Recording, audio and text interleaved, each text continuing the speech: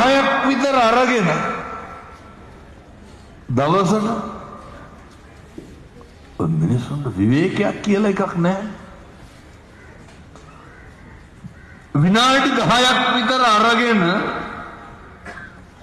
ටිකක් ඉඳගෙන කල්පනා කරන්න. කවුරු ගැන?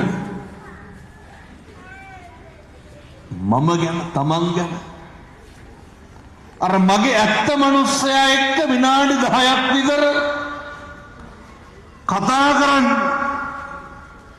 විනාඩි 10ක් මම කවුද? මොකද කරන්නේ? මොකක්ද කරන්න ඕන කියලා. අපේ බිස්නස් එක පැත්තකින් තියලා, පවුල පැත්තකින් තියලා, ප්‍රශ්න ටික පැත්තකින් තියලා, සියල්ල පැත්තකින් තියලා විනාඩි 10ක් විතර ඔය ඇත්තොත් එක්ක කතා කරන්න. මම කියනවට කරන්න බුදුම සැනසීමක් දැනෙනවා. අර මම එක්ක තනි වුණා මං ගැන මං විතරනේ දන්නේ. මගේ ඇත්තම මිනිස්සයා ගැන කවුද දන්නේ?